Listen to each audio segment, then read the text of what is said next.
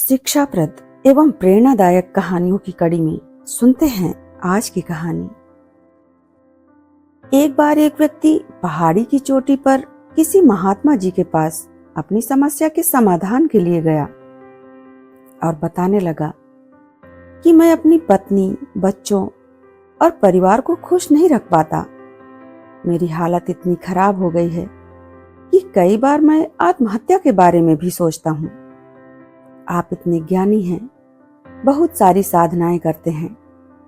आप मुझे ऐसा कोई तरीका बताइए जिससे मैं अपनी इस बुरी स्थिति से बाहर निकल सकूं।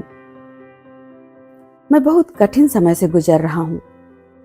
मुझे तो 2 वक्त की रोटी जुटाना भी मुश्किल हो रहा है। मैं आपसे विनती करता हूं कि कृपया मुझे कोई आसान तरीका बताएं जिसे मैं समझ सकूं, क्योंकि मैं ज्यादा पढ़ा लिखा और बुद्धिमान नहीं हूं। यह सुनकर महात्मा जी मुस्कुराए और बोले, तुम एक काम करो, मेरी कुटिया के पीछे कुछ चींटियां जमीन को बहुत नुकसान पहुंचाती हैं। आसपास की मिट्टी की उपजाऊ क्षमता को खत्म करती हैं, जिसके कारण वहां कोई पेड़ पौधे नहीं हो पाते। पहले तुम मेरे लिए अगले 7 दिनों तक रोज आकर उन चींटियों के घर को नष्ट करो, लेकिन याद रहे, घर तोड़ते समय कोई चींटी मरनी नहीं चाहिए। साधु के इन शब्दों को समझने की कोशिश करते हुए व्यक्ति वहां से चला गया, लेकिन उसे यह लगा कि साधु चींटियों के साथ अन्याय कर रहे हैं। आखिर कौन सा महात्मा ऐसा करेगा? लेकिन फिर भी साधु की बात मानकर अगले दिन से पहाड़ी पर जाने लगा। पहले दिन जब वह पहाड़ी पर पहुंचा तो उसने देखा कि बहुत सारी चींटियां अपना खाना जमा करने में व्यस्त थी। मन ना होते हुए भी उसने उन चींटियों को बचाते हुए उनके घर को नष्ट कर दिया। घर आकर वह व्यक्ति बहुत दुखी था कि मैंने आज बहुत गलत काम किया। किसी तरह से रात बीती।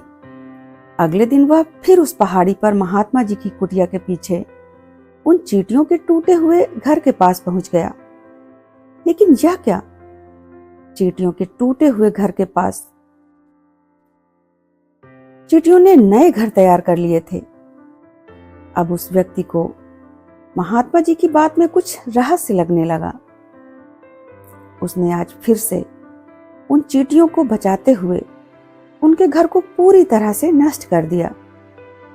वह इस प्रक्रिया को लगातार 7 दिनों तक करता रहा, लेकिन वह चींटियां अगले दिन तक नया घर बना लेती। जब उस व्यक्ति ने महात्मा जी के पास जाकर यह बात बताई तो महात्मा जी ने उसे समझाया कि बच्चे, कभी हार मत मानो। जितनी बार तुमने चींटियों का घर नष्ट किया, वह हार मानने की बजाय फिर से नया घर बनाने लगी। जीवन में कई बार हमें असफलता मिलती है, लेकिन हमें हार नहीं माननी चाहिए। चींटियों की तरह हर बार नए सिरे से हमें भी शुरुआत करनी चाहिए। अब उस व्यक्ति को अपनी समस्या का समाधान मिल चुका था। दोस्तों, प्रकृति पर विश्वास करो। बुरा समय हमेशा नहीं रहता। अगर आप हार नहीं मानते हो तो प्रकृति भी आपके लिए दयालु हो जाएगी। अगर हम लगातार प्रयास करते रहेंगे तो एक दिन हमारी मेहनत हमें सफल जरूर बनाएगी। धन्यवाद।